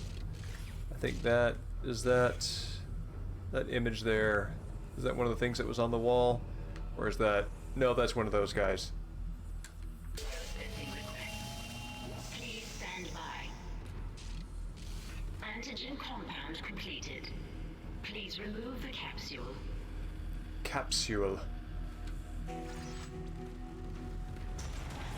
What are you doing? Your fight for survival is acting as pointless. And yet you keep on going. It almost makes me think that we had hope as a species. Am I the only one who sees that we have died out a long time ago? We just haven't accepted it yet. Stop running. Stop your struggle. Our future, your future, the future of our race ends here. Allow me to introduce you to humanity's child, the children that will replace us. Our greatest creation.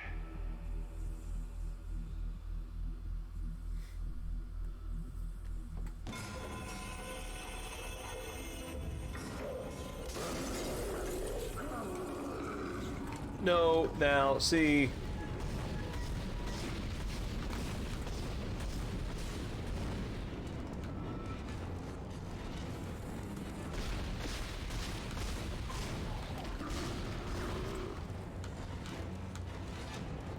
I believe I accurately hit him with the stasis thing.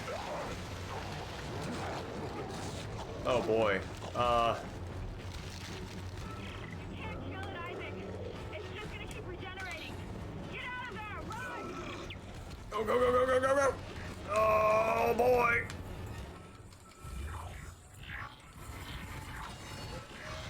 Oh, that's a lot of loading! Okay. One there. Repeat. Come in, Isaac. Oh, Jesus. I'm dead.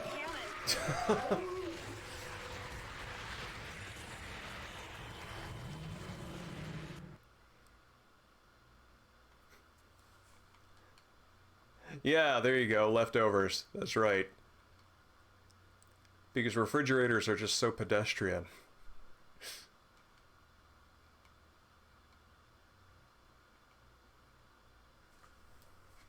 Let's see, where are we at? Oh, there's a checkpoint, and I'm no longer being actively chased by it since I escaped the room. That's nifty. How much does that get me? Yeah, it is. That's,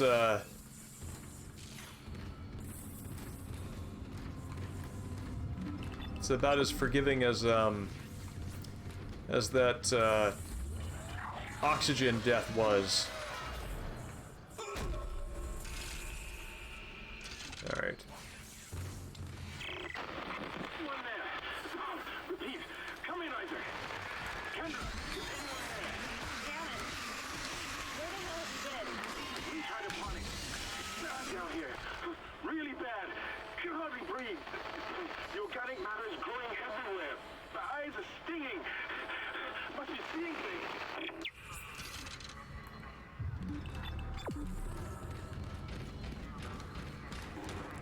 Ah, God. Did not know that little pod of them is waiting on the other side of that, that turn.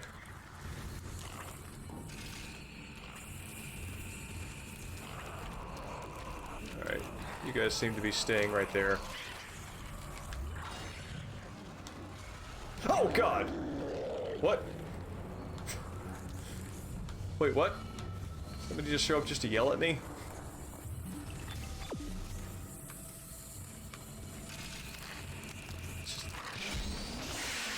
Take care of that.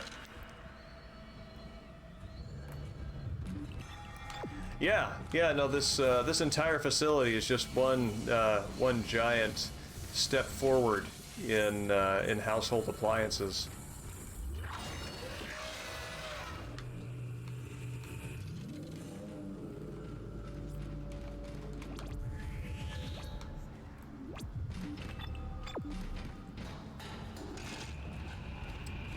I'm going to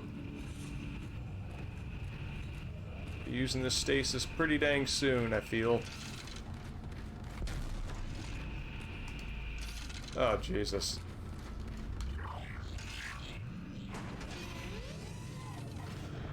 Now you need to find a DNA sample of the growth. According to lab records, there's an inert sample stored in the ICU. Dr. Mercer was apparently doing intensive research on it. I've been trying to contact Hammond, but all I'm getting is static. Isaac, you've got to hurry. I've got a schematic I can unload. Alright, so a new weapon might be good. Contact beam, pulse rifle, that's Isn't there a force gun or something? No, I guess not.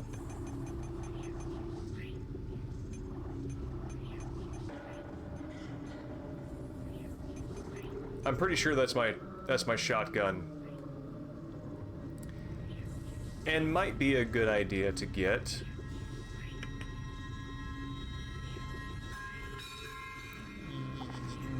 Yeah, let's do that. I am 70% confident that is what I want to do.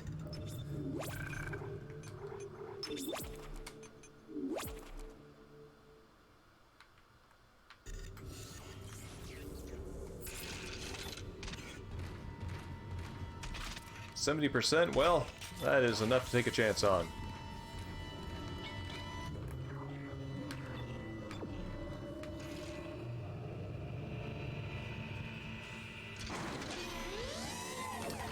Oh, I've got health and storage that I'm going to port back over.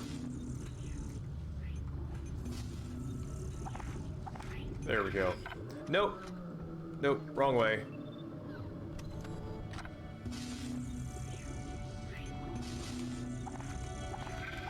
There we go.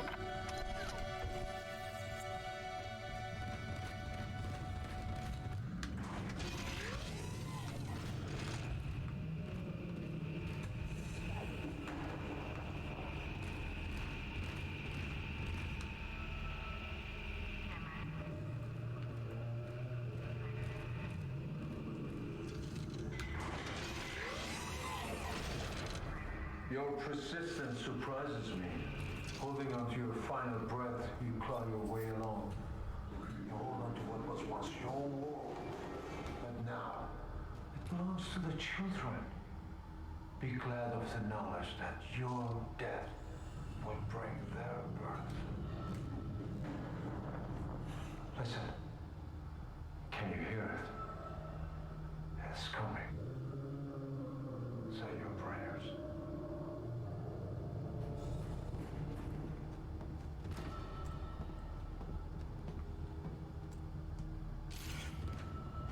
Huh.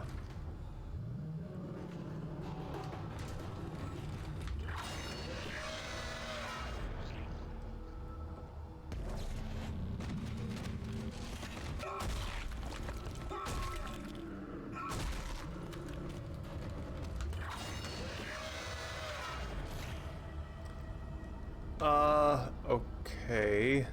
Let's see.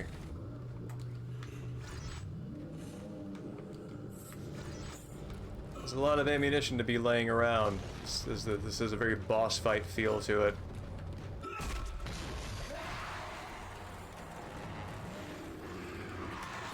Ah, no.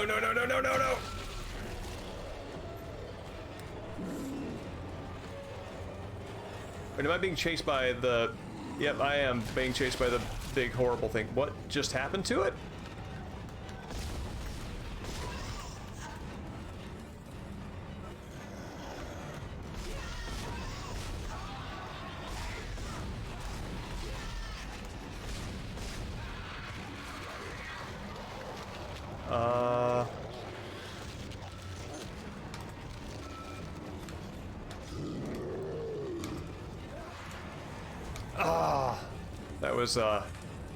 That was a whiff.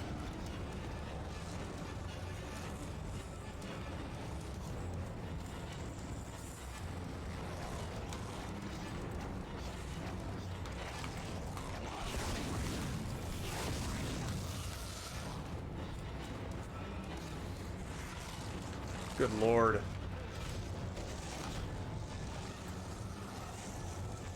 I have got to get out of here.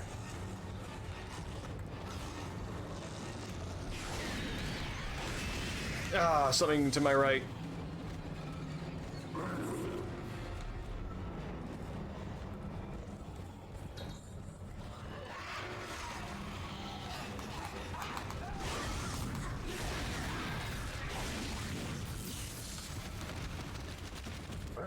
Someone keeps shutting down the door protocol. I bypassed the lock. Go! Which is, that's my exit, right? Yep. Okay, I'm gonna slow him down and then run for it.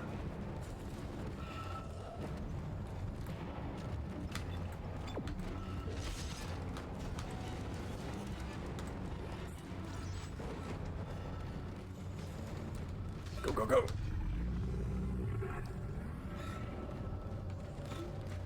Whew.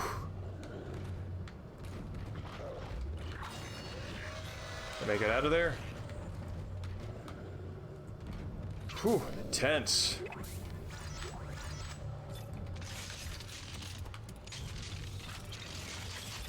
I don't know what's scarier, indestructible enemies where you have no recourse to self-defense, like in the Clock Tower games, or indestructible enemies where you, I mean, you have power, but its exercise is futile.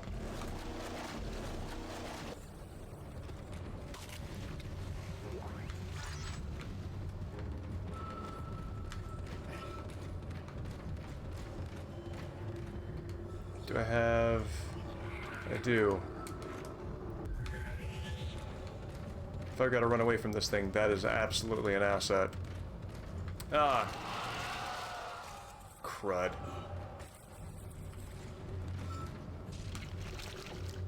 No, no!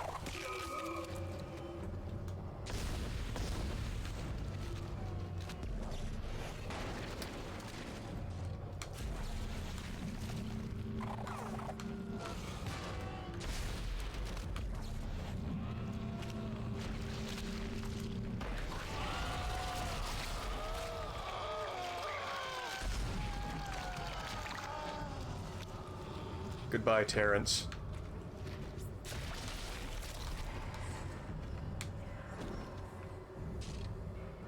Huh. I don't imagine that person's doing well. I mean, few here really are, right?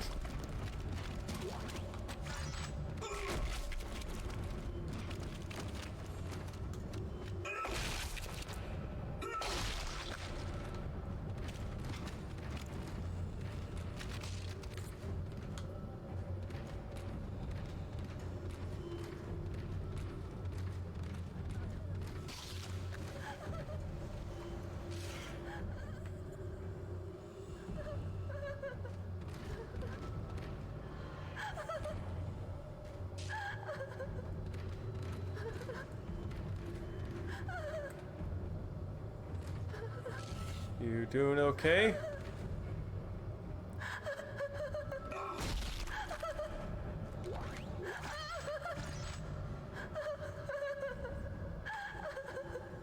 I mean, congratulations on still being alive. Just gonna do some dismembering here, if you don't mind me. All right. Take care of yourself.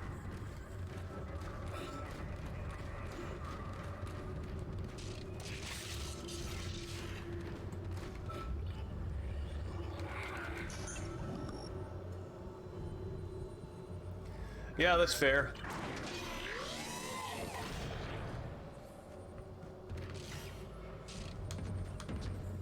think there is something very assuring about the illusion of control.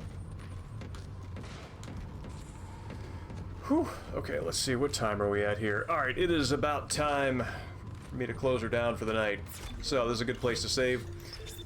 Slayer, it's great to meet you. I hope you can make it out. We're going to do this on Tuesday again. I'm going to do part 4 of this, so if you can make it out, please stop by and say hi. But, yeah, other than that, everybody, thank you for coming out, and have a great night. And Iceman Dan, if you're still watching, definitely check out the VOD for the first part of the stream, because I think you'll find the sort of theatrical cinema work of Diary of Chuji's Travels pretty interesting. So, oh.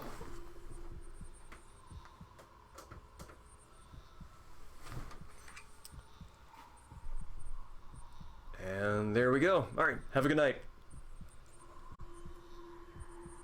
Thank you.